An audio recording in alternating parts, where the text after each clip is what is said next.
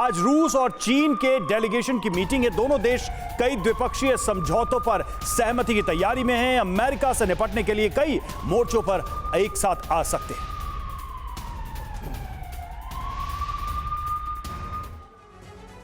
तो जिनपिंग ने पुतिन को लेकर बड़ी बातें कही हैं। 2024 के चुनाव में की है जीत की भविष्यवाणी। शी की पुतिन को रूस में लोकप्रिय नेता बताने की कोशिश, क्योंकि सबको मालूम है कि 2024 में पुतिन का बतौर राष्ट्रपति उनका कार्यकाल खत्म हो रहा है, फिर से चुनाव होंगे और उसको लेकर के शी जिनपिंग ने पहले ही से भविष्यवाणी कर दी है कि फिर से आप वहां पर राष्ट्रपति बनेंगे। उनको एक लोकप्रिय नेता के तौर पर उनको पेश करने की कोशिश है और इस मुलाकात में दोनों देशों के बीच में आपसी सहमति बनेगी, रणनीतिक साझेदारी पर समझौते पर हस्ताक्षर होंगे, लेकिन इसके जरिए कहीं ना कहीं मैसेज जो है वो अमेरिका को देने की कोशिश की जाएगी। आइए समझते हैं कि पुतिन को 2024 में भी रूस के राष्ट्रपति पद पर विजय का आवेदन देकर जिनपिंग ने किस ओर इशारा किया है। फ्रीडम ऐप से सीखकर आप चॉकलेट बनाते हैं क्या? अगर ऐसा है तो आप अपने चॉकलेट्स को 1 करोड़ फ्रीडम ऐप के जो ग्राहक हैं उन्हें बिना किसी खर्चे के आप उसे बेच सकते हैं।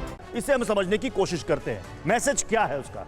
रूस पुतिन को 2024 में फिर से देखना चाहते हैं बतौर राष्ट्रपति। पश्चिम का दावा है कि रूस में पुतिन के खिलाफ भारी नाराजगी है, मतलब कि वो हार जाएंगे, वहां के लोग उनको पसंद नहीं करते हैं। सभी बिल्कुल, और देखिए कई तरह की सिमिलैरिटी भी प्रत्युष नजर आती है जिनपिंग और पुतिन में। शी का ये बयान क्यों ये बता रहे हैं। जिनपिंग ने पुतिन में रूस के भरोसे पर मोहर लगाने की दरअसल कोशिश की है, एक तरह से उन्हें खुश करने की कोशिश की है। ऐसी बातें की गई हैं कि जहां पना खुश हो।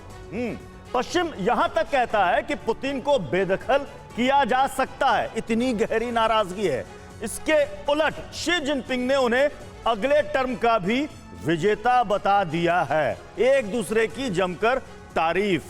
मैं सुमित जी, मैं आपसे समझना चाहूंगा इसके क्या मायने। एक दूसरे की जमकर तारीफ करो, और सबको पता है कि नाराजगी रूस के अंदर भी है, क्योंकि भले रूस कहे कि हमारे उतने सैनिक नहीं मारे गए, उतने घायल नहीं हुए, लेकिन खबरें आती हैं कि यूक्रेन ने डैमेज तो किया।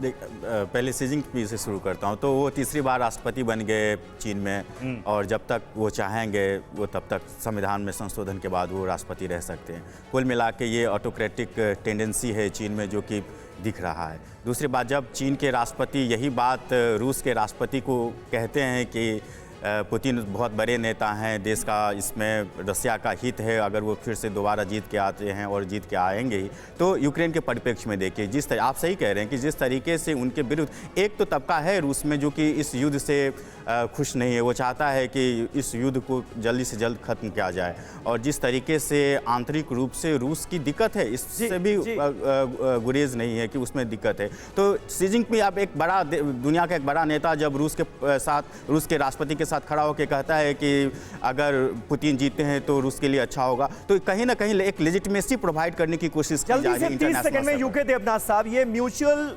एडमायरेशन क्लब जो हमें नजर आ रहा है पुतिन और जिनपिंग के बीच, ये क्या वक्त की मजबूरी हो गया है क्या दोनों के लिए?